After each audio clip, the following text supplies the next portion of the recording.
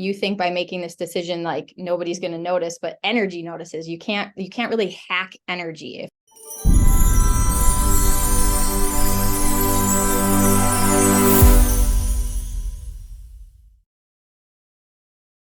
Welcome, Genesis Nation. I am super, super stoked to have with us Dr. Lona Cook.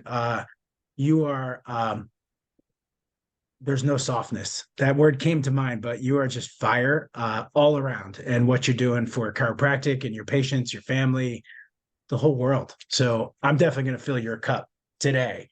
And I'm excited to share you with those people who don't know who you are through Genesis Nation. You're not only a chiropractor, you're a coach for chiropractors. You're a author. I know you have a background in creative writing, so I'm curious to dive into that a little bit. Obviously, a business owner, 2 practices in Wisconsin, and you're currently coaching for TRP, the Remarkable Practice. Like, that's where you do your coaching through. So what I'd love to start with today is, if we could go from, like, fast forward from chiropractic school to building 2 practices and scaling, and then we'll pivot as things go. If you can give us like some tidbits of how you did that so successfully.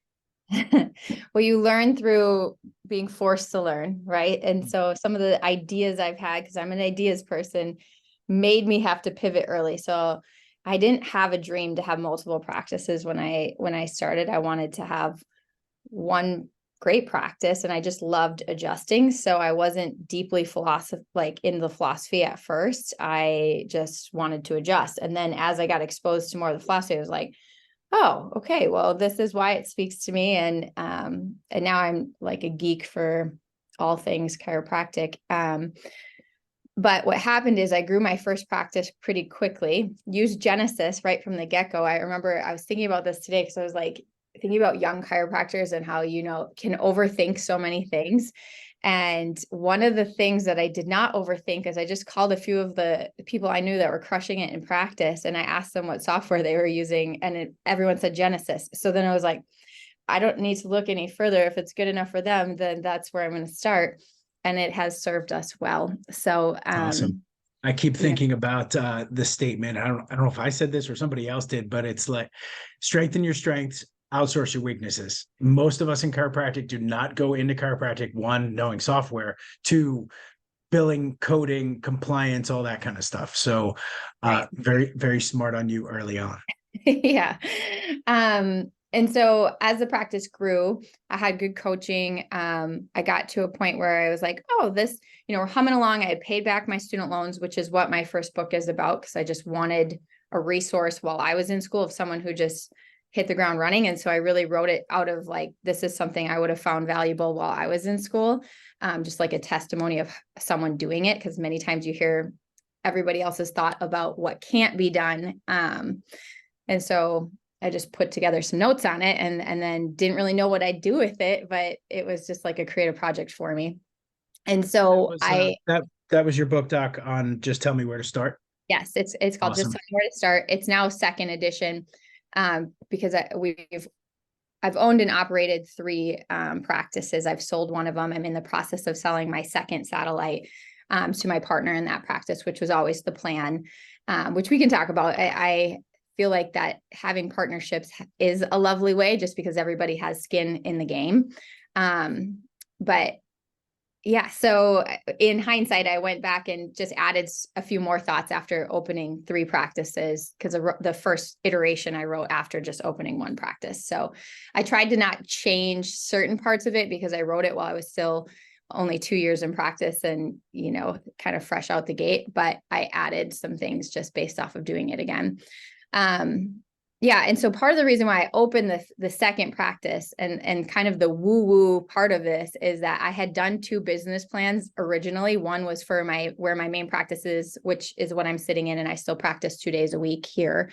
But I had done a 2nd business plan for a town about 70 miles from here that was closer to the Twin Cities or Minneapolis. And what's funny is I had looked in both areas for real estate as far as like what commercial property was available. And I went into this space that was right next to this pizza place and ended up talking to the pizza place owners. This is, before I launched any practice. And we ended up not going there. I chose Chippewa Falls, Wisconsin, which is where I am right now. But what is funny is when I opened the second practice later on, I opened it in the town that I had the business plan for originally. And the shared space was right below that same pizza place. So you tell me how weird that is. They had moved. So they were like a mile away from where they had been before. And awesome. it was like deja vu, so No, I think no coincidences though. So no, it's, no. yeah. So it's like interesting what you write down on paper. I had both business plans. I really had no intentions of opening a second practice. Why I did it 3 years later was because I had gotten married. My husband owned a business in Minneapolis. And so we were commuting, and that was kind of the like midway point. And so I thought, oh, I've opened one practice, I can do it again. And so I quickly realized like it is a whole nother animal to have an already producing busy practice and try and start another one. So I quickly realized I needed more doctors. I needed like more help. I just needed to learn quickly that I was ill prepared for a second practice at that moment. But you have to learn when you're, holding your feet to the fire. When you're talking about, you're talking about scaling, right? It's like building business beyond self. So you mentioned the good side of partnership. Obviously there's dark sides to it. What are some of the good sides of partnership that you've seen? Because you're leveraging them into buying off the practice, which is great. Yep. Yeah. I think, I think this is one thing that TRP says so beautifully. The remarkable practice, Dr. Franson, that like not everyone is wired right from the get-go to like love business, love entrepreneurship, be in that learning curve, as well as the learning curve of like learning how to do the doctor part and the marketing part. And so what I think it has offered me is first of all, I wouldn't go into a partnership where you're not like 100%, this is like a hell yeah for both of us. And I think when you enter into that energetically not sound from the get-go, like that's where it gets like array right away. Yeah. But as long as I think there's mutual respect and trust, and you're bringing different things to the table, one of you might be bringing more of like almost like the consulting portion of it, mentorship, whatever. And the other is like boots on the ground essentially, but needs the mentorship. That's where you both can have a good situation there where it's like an investment for maybe the older, more experienced doc, and for the partner, they're going to learn faster, have success earlier, avoid costly mistakes, and everybody wins when the practice is winning. So for me, I've tried to enter into it that way. My first partnership was with a new doc. And so our partnership, she bought into the small practice right from the get-go, or after we had been open maybe 9 months or so. So it was at a point too where it wasn't hard for her to like secure money to buy into that. And then she grew it. And my end of that bargain was to be in the practice with her 1 day a week, training, mentoring, all of that, helping with staff. And then as the next 4 years after that, I became less and less involved. And that was always part of the plan. Then she had the opportunity to buy me out, which she did. Awesome. And we still hang out at conferences, and I'm excited. And you paid it, and you like really paid it forward, which was awesome. So you were a catalyst, and that took you 4 years. Like you did that within 4 years. We did it in 5 years, so it was a 5 5 year years situation. Okay. Yep. Is this next practice that you're selling moving much faster in that direction? Yep. So the next one was a little different. So in that doctor, she was with me in this practice that I sit in right now for 4 years as an associate. And then she was from the town over from here and was toying with the idea of opening up. And so I just kind of offered it that, why don't we partner and do it? And we'll do something similar to what she saw, what we had done in the other one. And so very similar setup, very similar contract. And she wasn't like wanting to buy me out after 5 years. She said she still wanted the like mentorship. So we made it a 10-year buyout now. And so we're 3 years away from where that will be now fully hers. So I'm a little sure different. we could go into all the details, financial stuff. But we got a lot of things I want to talk about today. So there was a word that you said that stuck out for me, and it was woo woo and energy. And you obviously pay attention to energy, and I believe we as humans, especially chiropractors, typically we're all empaths and ADHD, even if we don't know it yet. Yeah, yeah, yeah. We're all like very, very similarly built in our nervous systems and stuff. I think women tend to be less blocked from their intuition. That's just my theory and experience and being on this planet for a little bit. Mm-hmm. But I mean, I'm gonna curse because this shit ain't woo woo. Like if you're not paying attention to energy and the vibe, you're gonna end up not listening to. It's really like listening to oneself. So what do you do as you're a leader, you're an entrepreneur, you're a coach, you're all these things, but like when it all comes down to it, you're a parent and a wife also. So like, can you share with us some of the magic that you may be able to sprinkle on us about tapping into intuition? Yeah. Well, I just want to say that like what happened for me, and now I consider myself who I try to be really aware of like how things unfold. How do I feel? Like there's a difference from feeling fear because like I need to step into this. And there's a difference also from like fear just being like, hey, pump the brakes, and so when I was learning chiropractic philosophy and sitting in like new beginning seminars, listening, and I tried to like, feel why do I resonate with this person? But then maybe I might hear a different one and I feel like that feels dogmatic, and it's like, what was the difference there? And then simultaneously, I was learning a lot about like universal law and natural law. So if you've never heard of that before, I like think you should go look into it because it really explains kind of like the unwritten rules or written rules of how energy moves, and where you might be like self-sabotaging without recognizing that you think by making this decision, like nobody's going to notice, but energy notices. You can't really hack energy, if you will. So, you're either aligned or you're not. And so it's like, to what degree? And so what I realized is like, when we say things in chiropractic, like life happens above, down, inside out, or everything's above, down, inside out. It's like we say it and we don't even recognize what that really means. And, Didi had this word tone, and we could argue about what he meant with tone. But at the end of the day, tone is an interesting word because it essentially means frequency and vibration. And so the way the way I look at things now is I think our nervous system is like our violin string or like our antenna. And so I'm either broadcasting and receiving a certain vibration. And so like we've all gotten angry about something, and anger isn't bad.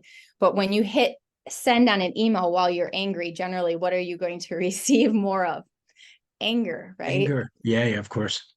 And so recognizing your own states of being is a really, I think, amazing thing to be at this point that you can even do that for yourself, because there's a lot of people who don't. But as chiropractors and people who are touching people all day long and running businesses, it's like you have to know this stuff, because otherwise you're shooting yourself in the foot to not start to recognize some of this. Like you don't want to put your hands on someone when you're in a place that, isn't a life-giving vibration. Yeah, of course. So like Hawkins' work on Power versus Force, that book was like life-changing for me. Really interesting guy. He's not a chiropractor. He was a psychiatrist, I believe, that had the biggest practice in New York, and really was trying to understand like basically your level of consciousness. You might be someone who's very peaceful or loving. You see the world through peace and love, that tone, and you have more opportunities to feel peace and love versus someone who's in shame or guilt or grief. And again, we're all going to have those moments, but it's like, what's your dominant state? And so to me, this is chiropractic at this point, because I realize also that when we put our hands on people and we're changing their nervous system by offering it an opportunity to integrate and adapt differently, that doesn't just change what's happening in their body. That changes their like set point. And so like all the ripples that come off of that person are probably changed. And I like to think this is like really big work that we're doing. And so certainly we can apply those concepts to business, to how we lead our team. I mean, that's part of what I'm teaching CE this weekend in Minnesota. And so we're going to go high level before we go into tell me what to say or how to do this thing. Because I think I'm just gonna I think this work is like, this is the future of running your business. And like, I'm going to encourage you not to use the word woo woo, except to get people away from that word. You know, it's like, you might think this is woo woo, but this is, I mean, you look at any venture capital, big businesses, people are paying attention to this stuff. And I mean, you could categorize it as emotional awareness, right? Like, you're paying attention yourself. I think it plays a critical role in burnout. I myself experienced severe cognitive, physical, emotional burnout. And I'm looking at someone, my colleague, who's 10 years younger than me, and you've managed to figure it out. You know, it's I don't know if I figured it out, but I pay attention to it. All right. Well, at least you're on the, it's a lifelong path. I don't think that it's okay, you figured it out and you're done. It's like, because you're going to get something that comes at you, because, you know, if your kids become teenagers, right? That's a whole nother, or when they become teenagers, a whole nother level of things. So, we could go, I definitely could go on this stuff for hours. So we're definitely gonna have a lot to talk about, but tell me a little bit about, I'm going to pivot us a little bit on your school program. Because that's a really unique thing, which again comes from a vibe of giving and delivering. And I want to give the audience a little bit of a background that you went to Northwestern Chiro School, which is very medically based, and had an awakening basically, right? To like really experience and connect to true chiropractic philosophy. So I just want to get people in alignment there. That was something that I knew ahead of time. So the school program. Yeah. So it's school program, you know, we talk about what we just were saying is one of those things that I think alignment and watching how things unfold it's been this crazy thing where I think like we can't not move in this direction, because it seems like it's like almost like gravity is happening where it's like pulling us in. So what happened, you know, I'm going to just give you the like short story, but long story here for a second, like the short version of it. I sat in a New Beginning seminar. I was listening to Dr. Eddie Diaz. He had us go through this visualization where he said, I want you to picture, like, what does the world operate when people know what we know, to the point that everyone has their child checked by a chiropractor before they would enter kindergarten. And that there's even like schools that are acknowledging, like, you know, your kid needs to make sure that they've had their like chiropractic checkup before they start school. And I remember sitting there listening to him, and you're at New Beginning. So you got Sigafu sitting in the back. This was back in like 2013. You had Reggie Gold, you know? So then he asked the question when he has us open his eyes, and he's like, who can't, or who can see this? And of course, everyone puts their hand up, because you're not going to be the person that's like, oh, I don't see it. But I remember thinking in my head, like, that sounds nice, but I don't think that's going to happen. And it was just kind of like pie in the sky. And what he said next, it really hit me. He's like, if you can't see it, shame on you. You're part of the problem. And I thought, oh, that's harsh. And he goes, the drug companies don't have trouble thinking this big for our children. So why do we? And it was right at that time I was really learning about, like, where do your thoughts exist? Like, are they in your head, or are you accessing like consciousness on a different level? And so then I started thinking, like, yeah, it doesn't take any money for those of us who like maybe meditate or whatever we do to like start thinking about, like, how does chiropractic play a lot bigger, and how do we just think bigger thoughts about what could happen? And so that I left that seminar just thinking, like, that's interesting. Like, it stuck with me. And I went back to practice. A couple of years went by, and I started feeling this nudge to like reach out to, it started as like, who makes decisions for a lot of people in the community? Well, certainly in most communities, like the public school system is a very large business. And that's what it is. It's a business, which is like really an interesting thing to think about. Because I grew up with their current product is questionable, right? We know that. It's an interesting time, just like everywhere, you know, whether we're talking about big medicine, big education. It's time for a shift. And obviously, you know, we're on the front lines here, but sorry, continue. No, for real. And so, and you know, my mom taught 7th grade science for 30 some years. So for me to start to like, think about like, how do I approach a district? So I reached out to the superintendent, was pretty straightforward, and just said, you know, I know the teachers are super stressed out because there was a lot of changes at that time. I said, I think bringing something in like chiropractic to them in their workday could be a really great opportunity. So I jumped through a lot of hoops, sitting in meetings, like went on their wellness committee for a while. And about, my gosh, I don't know, 6 months later, 9 months later, we got the go ahead to start adjusting the teachers. So I would bring everything portable to the schools. And that went well enough that a year later, and really the only difference than the teachers coming into the practice was the location. So we really did everything that we would have done in the office, and it was financed through the teachers, not the school district. And then one of the admin came to me a year later and she's like, why can't we do this with the students? And I said, I don't know, you tell me. And she's like, I am telling you, that's my job. And I think we should start at one of the schools that struggles the most and just see what happens if you start with a group of kids. And I was like, okay, let me call some friends that might have some thoughts on how I should do this. And so we started at one of the most underserved elementary schools. They have like great need in that school district, or in that school specifically, the elementary school. I think we sent out 50 letters explaining that we were going to be bringing chiropractic in. They had identified 50 students that they thought would be good to start. And we got 20, forms signed back from parents. And we started. And then now it's Awesome. grown to where yesterday, I think 100 kids were seen in our school district. It's a full-time practice. So now has it expanded from just that school to Yep. multiple schools? Yep. So in our district, we're in 9 schools. And then we actually are consulting for 2 other districts currently to put these. So they have 2 separate chiropractors. They're both districts are about 45 minutes from us. We just were on the phone yesterday with a district about 30 minutes from us that I think will be starting soon. How are you amplifying this out of Wisconsin?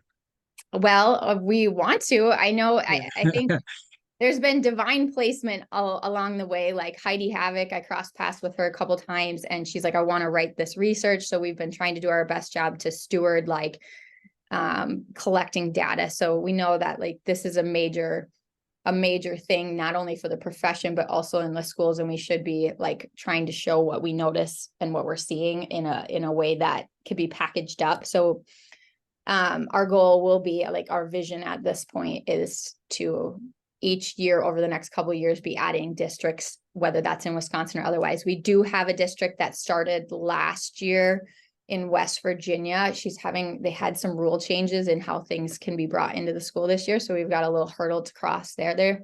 There's been numerous hurdles, but as you can imagine, you're not one to cower at hurdles. I know you're going to find your way through, around, or over like water, which is awesome. Man, you are doing some awesome stuff with it. I love it with this. It just brought up so many thoughts for me in the direction of how you're affecting. You had mentioned like the ripple effect and what you're doing with these students. And I'm glad you're a champion of Genesis, because you can capture all the data and we can help you measure it, as you know.